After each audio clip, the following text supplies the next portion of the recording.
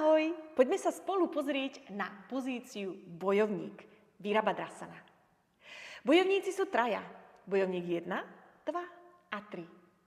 Tieto pozície sa častokrát opakujú v lekciách jogy a je dôležité pochopiť ich základ. Každá z týchto pozícií je trošku o niečom inom. Dnes si prejdeme, ako sa do nich dostať bezpečne. Virabhadrasana v preklade Vira, hrdina, Bhadra, priateľský, pokojný, dobrý, asana, pozícia alebo poloha. Poďme sa na to pozrieť. Začneme s pozíciou bojovník 1. Poprosím moju asistentku Peťu, poď k nám a postav sa na prednú časť podložky. Dnes pôjdeme do bojovníka 1 klasicky zo stoja. Je viacero variácií, ako sa do tejto pozície vieme dostať, ale prejdeme si základ. Sprav jeden krok dozadu s ľavou nohou a chodidlá sú na šírku bedier. Čiže keď sa pozrieme na postavenie, není jedna päta za druhou, ale na šírku bedier, aby sme mali väčšiu stabilitu a väčšiu rovnováhu v našom bojovníkovi 1. Zadná noha, malíčková strana chodidla je pritlačená na podložku a snažíme sa trošku zdvihnúť túto vnútornú klembu chodidla. Nožka je dopnutá, aktívna, vnútorná strana stehna sa jemnučko točí dovnútra, čiže toto krásne aktivujeme. Bedrá tlačíme dopredu a pokočíme predné koleno. Koleno by malo byť niekde nad úrovňou členku a pozor na to, aby nám koleno neklesalo dovnútra, ale chceme ho mať trošičku otvorené von. Všetkých 5 prstov prednej nohy pritlačené pevne na podložku a držíme chrbátik vystretý. Čiže pánva jemnočko otočená dopredu, hrudník dopredu. Dlane môžu prísť na bedrá, tu už sú potom znova rôzne variácie. A ešte raz sa pozrieme na to, ako by tá pozícia mala vyzerať. Brada zarovno so zemou, temeno hlavy zdvíhame hore, lopatky k sebe. A skúsime ešte viac klesnúť, pokočíme predné kolienko a stále pretáčame pánvu dopredu. Ďalšia variácia bude zdvihnúť ruky nad hlavu, bicepsy vedľa ušiek. Poďme zdvihnúť ruky hore, ale nič iné sa v tele nemení. Tuto nám to krásne potiahne aj cez strany tela, priestor od drieku až ku ramenám. A naspäť pozície, krok dopredu. Poďme sa pozrieť na pozíciu bojovníka 2. Znova poprosím moju asistentku Peťu, prídi si na prednú časť podložky. A znova klasicky. Chodidlá na šírku bedier a spravíme krok dozadu s ľavou nohou, ale ten krok bude trošku väčší ako pri bojovníkovi 1, čiže ideme trošku ďalej. Tá istá pozícia zadnej nohy, 45 stupňov, vnútorná strana klemby trošku zdvihnutá, aby sme mali stabilitu. V tejto pozícii bojovník 2 pretáčame bedrá na stranu a ruky vystierame vedľa nášho tela. Tak ako pri bojovníkovi 1. Predné koleno pokočené, znova niekde nad členkom. Všetkých 5 prstov tlačíme na podložku a kolienko von. Čiže keby sme sa teraz pozreli dole, Peti, pozri dole na svoj pravý palec, mala by si ho vidieť.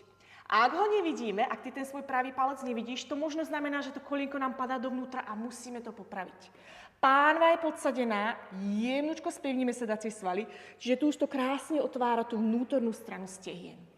Ruky krásne pevné, dlane otočené dole a pozeráš cez prsty pravej ruky dopredu.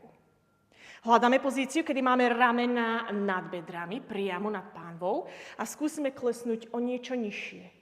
To však neznamená, že sa naťahujeme dopredu celým telom.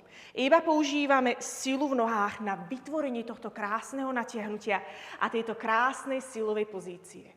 Znova, tu sú rôzne variácie s rukami, s ktorými sa vieme pohrať, ale toto je základ, na ktorom popracujeme a budeme ďalej postupovať. Peti, ďakujem, môžeš ísť z pozície von. Poďme sa pozrieť na posledný z našich bojovníkov, bojovník 3. Je to rovnovážna pozícia, ktorá už je trošku náročnejšia, pretože budeme stáť na jednej nohe a budeme hľadať stabilitu na jednom chodidle. Takže začneme na prednej časti podložky, dlani pri hrudník. A poďme skúsiť. Ten istý čas, ako zdvíhame ľavé chodidlo zo zeme, náš hrudník preklápame dopredu. A tu už hľadáš stabilitu v celom tele, tu už hľadáš rovnováhu. Špička tej zdvihnutej nožky je zaflexovaná, pevný sedací sval a pretáčame bedra tak, aby sa nám neotvárali, aby ostávali v jednej línii. Pohľad dole na podložku, čiže krásne vytvárame plnú líniu.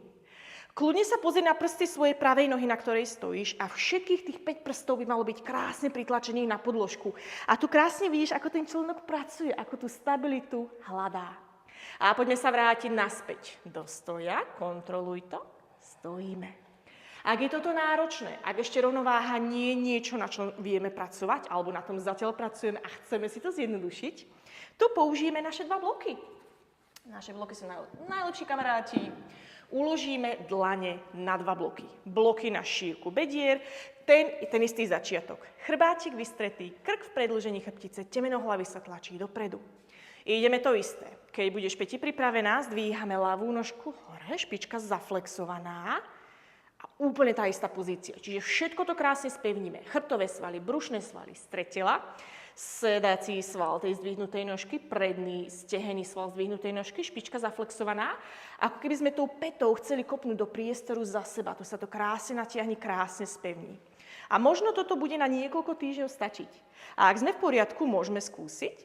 Zdvihneme dlane z blokov hore, daj si dlane ku hrudníku, zdvíhame nožku hore a tu krásne pracujeme na bojovník 3. Môžeme pomaličky uložiť a ďakujem Peti. Prešli sme si základné variácie našich 3 bojovníkov. Dúfam, že to trošku pomohlo. Daj mi vedieť, ktorý z týchto bojovníkov je tvoj obľúbený. A ja idem vytvárať lekcie, kde týchto bojovníkov využijeme a budeme vytvárať aj iné variácie. Ahoj!